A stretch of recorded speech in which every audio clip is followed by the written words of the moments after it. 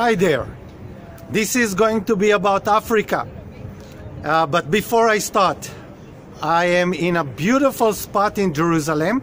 Right behind me is a windmill that was built about 150 years ago and used for like 20 years.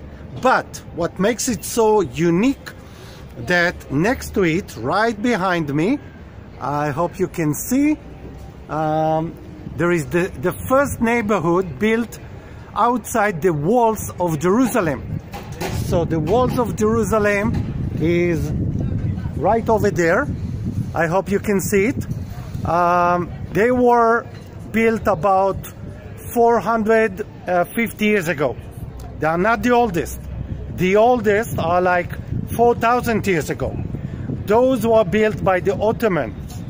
And for centuries, people lived only inside the walls. Only 150 years ago. This neighborhood right below me is the first one that was built outside the walls, because at that time it was very dangerous. So here is a short introduction to this beautiful place called Shchunat Sha'ananim neighborhood. Over there is the desert, the Judean desert. And now you can see that Israel is really situated. The desert is right there, a few kilometers away. And Jerusalem does get a nice portion of rain. Now, let's go back to Africa. And this discussion is about the conference I took part some 3 weeks ago, but it takes time to for me to get it and to think about it, and that is African Green Revolution Forum 2019, which I took part. And let me tell you my insights about this, okay? And my insight is that I've met really many good leaders, educated leaders. They have good intentions. I don't think this is the same generation of leaders that many of us think and know from 20, 30, 40 years ago. No, they are not. They are much more educated, and most of the time they do think about how to make things much better for their own people, which is great. And now, here is what I saw. I saw that conflict between their abilities, but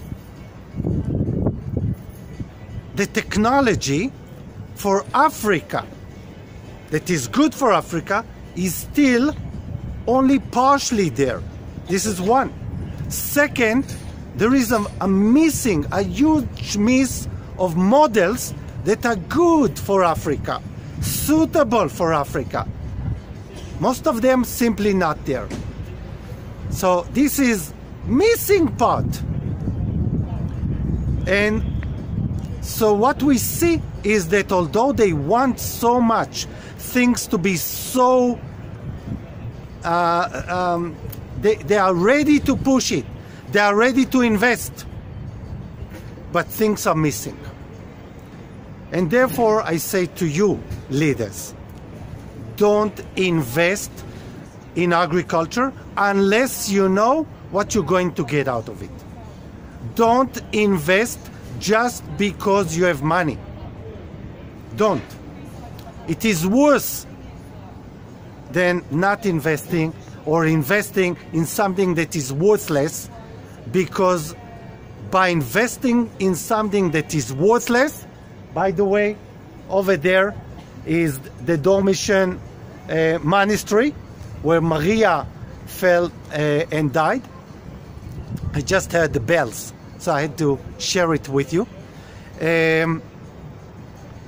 Wait until you are sure, until you see that there is a full package.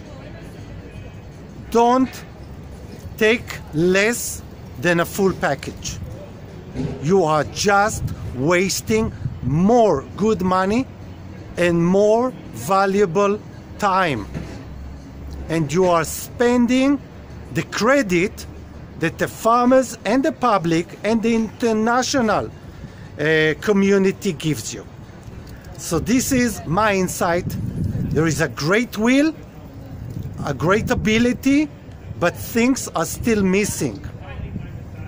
Let's fill it up. Bye-bye.